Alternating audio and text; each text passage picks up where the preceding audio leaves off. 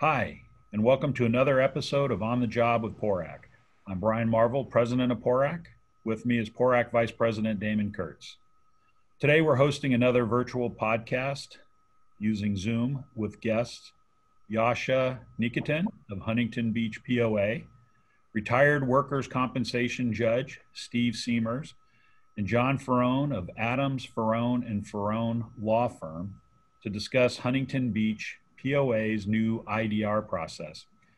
Back in March, if you were reading the PORAC's magazine, we had a feature article written by John in our PORAC Law Enforcement News, provided an inside look at what peace officers face when entering the industrial disability process and how Huntington Beach POA has been approaching this.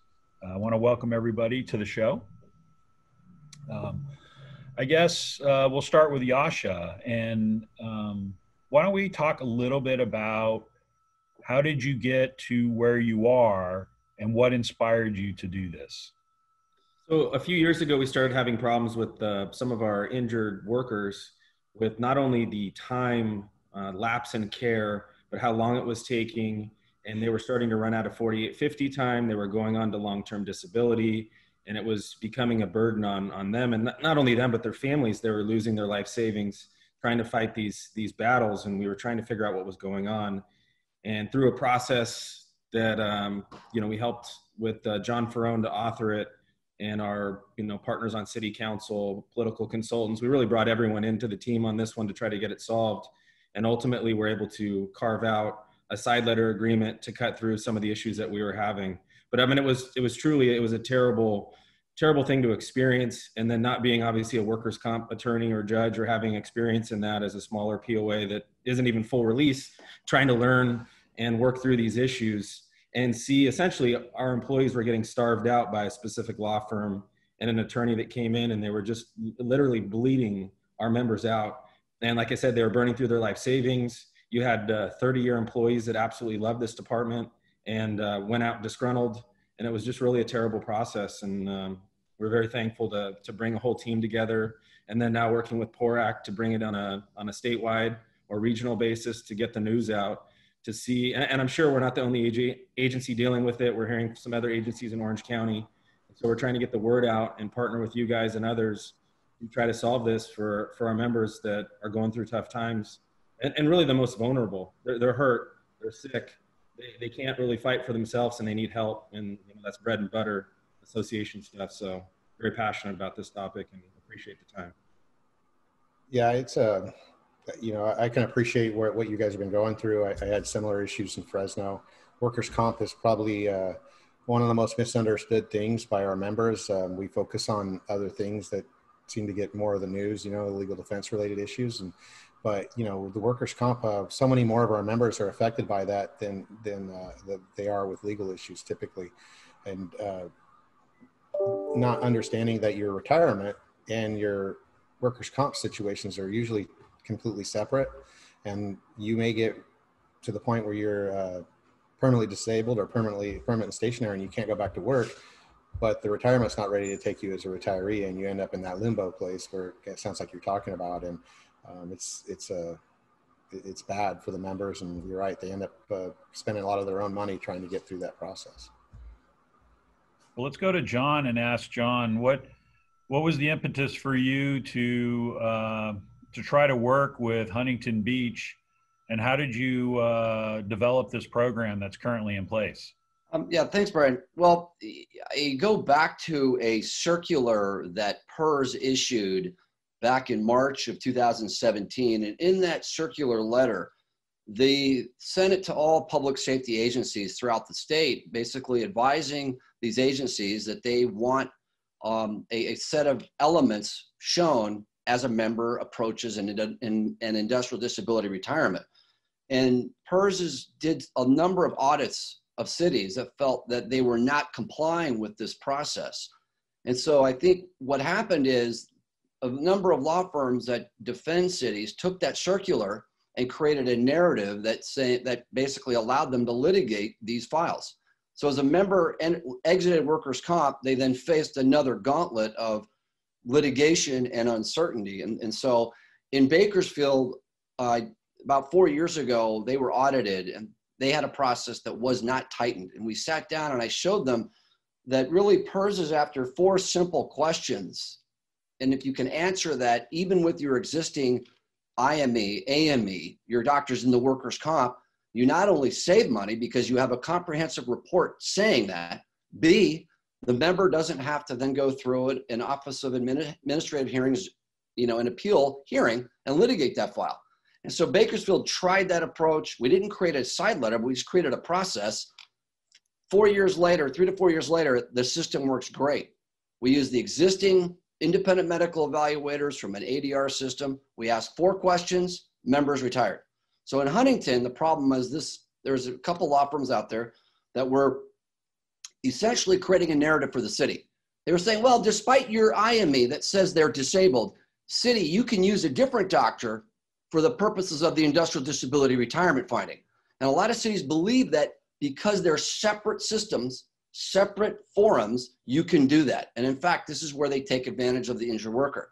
So in Huntington, they were referring to this doctor, I will name him nameless, but at any rate, he was a hired gun and he kept marginalizing either job duties or marginalizing the scale of their disability and then not certifying them for a disability retirement.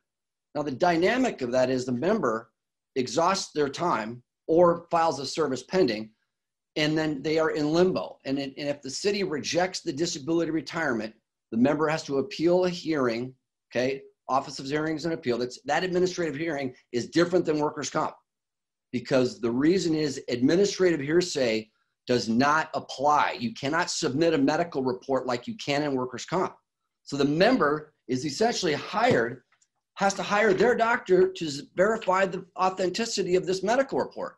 The cost of that is between $5,000 and $10,000. And I think the law of economics, the cities know this. They know if they hire this hired gun, they're going to pay that doctor to come down. But meanwhile, the member will not have that money.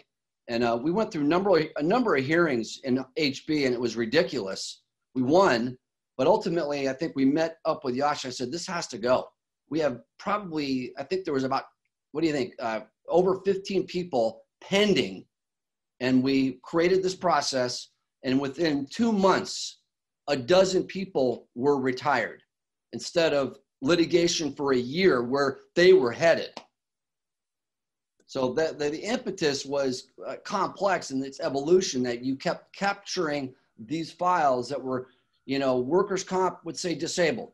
Interactive meeting, they say that they were disabled. They all of a sudden hit industrial disability retirement land. Oh, wait a minute, they're now not disabled.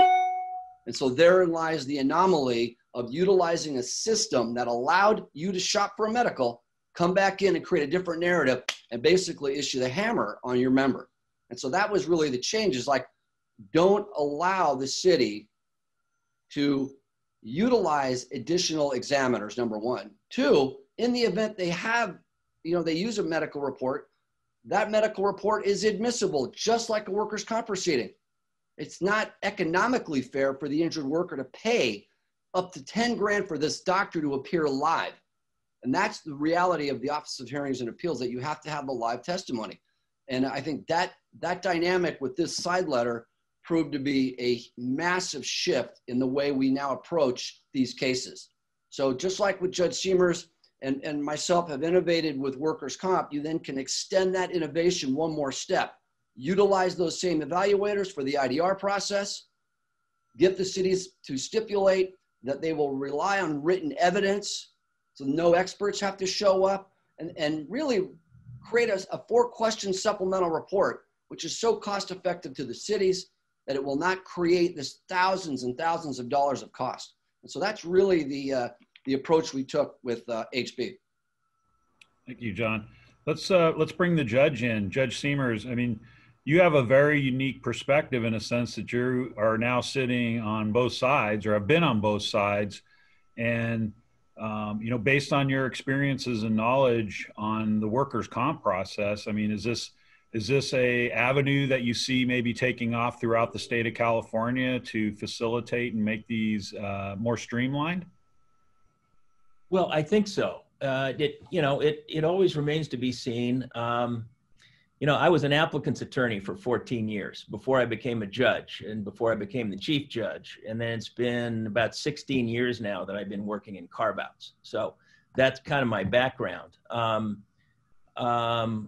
Currently, I'm involved in programs with police in Fresno, Richmond, San Francisco, Oakland, and Los Angeles, and Hanford. They're all a little different. LA and Hanford are, there's not a lot of similarities because they're so, the volume of injuries is so different. We have a program with an ombudsperson, or what we call in some programs a member advocate, who contacts every injured officer and attempts to work with them to make sure they're getting what they need, and she's available to them and gets involved in all the little stuff all the way through the claim to try to keep it moving. Because we're looking for, basically we're looking for speed, and we're looking to try to create a culture where the injured officers get what they need the easy way, without a fight, without litigation, so they can get better and back to work, and you can close the case faster. So it's in the interest of the employee and the employer to try to accomplish that. And that's a concept, though, that in the workers' comp field it's anathema to your normal approach to comp, where you have to fight everything. It's actually, you can save money by paying money on the front end of the case and getting it resolved and getting it closed. So your loss development over the 10, 15 years that some of these cases can go on doesn't occur. So you paid the money at the front, and you've ended the case. So we try to change the culture. A lot of this has to do with the employer's capability and ability to understand and embrace that concept. When they do, it really works beautifully. And the member has access to somebody that they talk to confidentially, paid by the employer, but the ombudsperson is selected by labor and management, and that person answers to labor and management. So the employer fronts all the costs of the program. So in Los Angeles, I think we've had almost 8,000 injuries since we started in May of 2018. We've had one arbitration, and we've had, I think, 7 mediations. So even in a place like that is so thick with bureaucracy and so difficult to get people to think differently, we've been able to accomplish quite a bit, I think. Oakland's brand new, just in last January it started. San Francisco, we've, not last July, but the July before. There's been a lot of joint labor management committee meetings. In San Francisco, we meet with the police and fire together. There's been a lot of discussion about the COVID, the pandemic, exposure, what to do, all the different kinds of pay that you can get. And so the member advocate knows how to direct people to get what they need to get past, to get through their problem. So, but every program's different.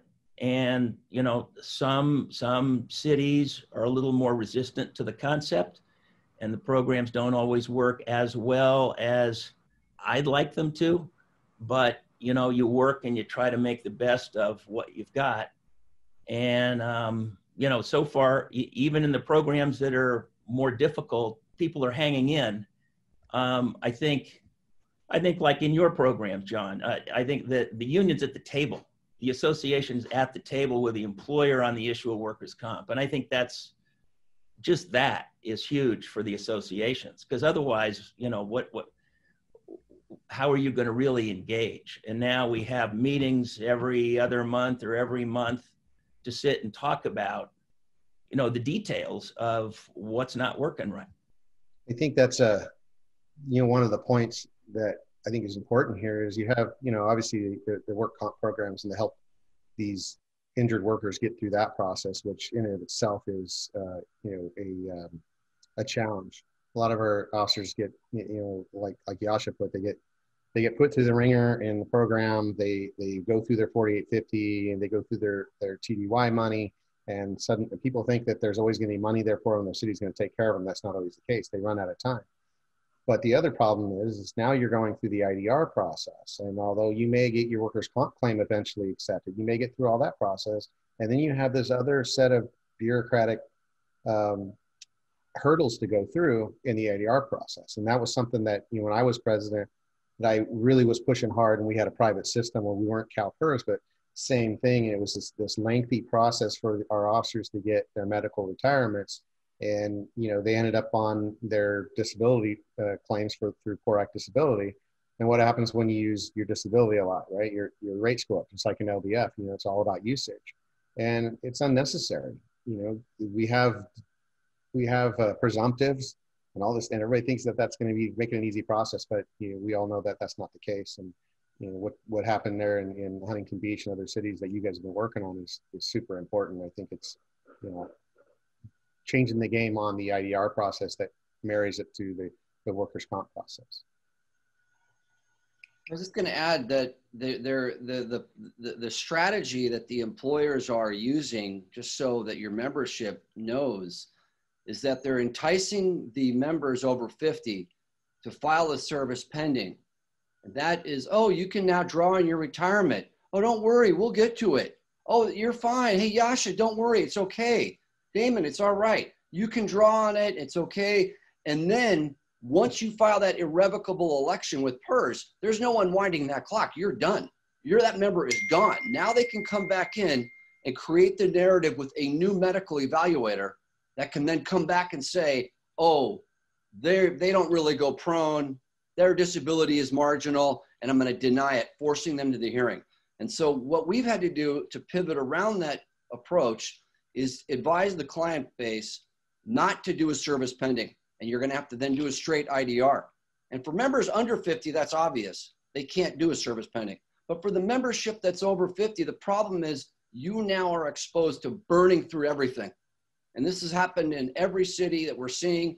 And the memorandums we're getting are just unbelievable, from Burbank to Orange to Long Beach, no longer in Huntington. But you're seeing this narrative played out over and over, where the members over 50 can file service pending. And we advise them, do not do that. You do that, you're going to see this doctor come in and it'll hurt you. And so they filed regular industrial disability retirement application, and they then are frozen out there in time. We just went through a case in Orange, and I'm not kidding you. The IP meeting from the workers' comp, right? Workers' comp, disabled. We go to an IP meeting with their HR manager. No one disputes the permanent work restrictions of this firefighter who had a fusion, cannot lift. Yet they basically said, no, we're not going to grant that IDR. We're going to go to another doctor. And right then, it was like they told them, file service pending. And I told them, remember, you do that, this is what's going to happen. And we had to fight. Ultimately, we got the city to change it from this occupational doctor to an ortho. Finally, he gets it granted 7 months after that IP meeting. 7 months. He wasted, it was ridiculous. And that's really the approach that every city on earth that really needs to, it doesn't apply to the counties, but the cities, this has to stop. I mean, this is a waste of money and resources to go out and hire an expert. And in the case of like LAPPL or Richmond or in Huntington Beach or Long Beach, you have established doctors, agreed to rates. Why aren't you using them for that purpose? Don't come to us and say, oh, we don't have any money now. COVID negotiations. Hey, Damon, Fresno's got to take a 3% pay cut. It's like, no. You can't do that. You manage the house the way you want it managed. And that means being fiscally responsible. And that's how Yasha, I think, really brought this, the iron to them and said, this process is outrageous. The cost was astronomical, what they were paying. And that's what really forced this change. But that's what's coming to your members out there. When they're told, file service pending, Damon, that's a red flag. Just run to the hills. Don't do it. Thanks, John. I'm going to have Yasha close it out. So based on your new program, I guess 2 questions. How long have you had the program in Huntington Beach? And then what are you seeing now amongst your membership in regards to IDRs? So like John said, we probably had, I don't know, 9 to 12. John does fire too, so it's police and fire. We had probably 12 people stuck in the loop. And within, I'm going to say 2 months, they're all out. They're all retired, IDR, they're out of the system. And so for the members that are listening out there, or the association representatives, presidents that are listening out there, this is coming to a city near you. You need to prepare. You need to engage, especially with PEPRA coming. I don't know how people are going to be out on the streets working until they're 57 on a regular basis. I mean, that's going to be brutal. And I think you're going to see injuries increase. I think you absolutely have to engage. I think you have to deal with this topic to make sure that your members aren't starving out on 4850 LTD, 2/3 pay, whatever it is. You're not accruing PERS time. You're burning all of your savings. And so this process has really shifted in town, and it's only been through that engagement. And really, I mean, it's insane to think we're going to keep an officer who's the most expensive employee in that entity, and we're going to let him stay off for a year or 2 years while we litigate their case to death. I mean, the costs are astronomical. So not only is this a win for the members, it's a huge win for the city or counties that are doing this in cost savings, because we're the most expensive employees. And I think, like the judge said, to treat us more like athletes, pay a little bit up front. Let's get the care. Let's get them fixed. Let's get them back to working, or let's get them retired if they're broken, so we can fill that seat again and put someone out 10-8.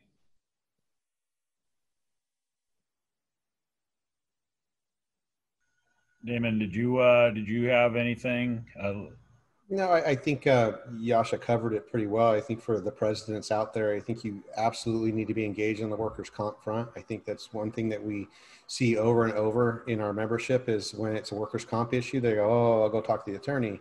And often they don't even know that their officers are going through this process, or that they've been out and are financially destitute until a lot of times it's too late. And the only way you can do that is being engaged, and that's what Yasha's doing. And I just encourage all the presidents, whatever they decide to do, be engaged in the workers' comp, because every bit as political as your contract is.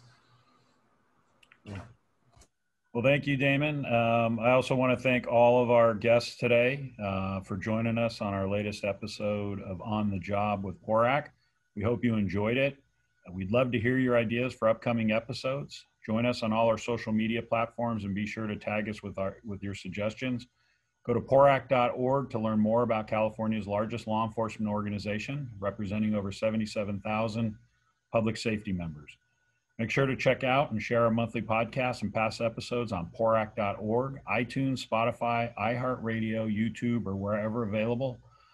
Lastly, we'd like to say thank you again to all of our guests that we had on the show. And if you weren't aware, John Ferrone is also one of our LDF panel attorneys.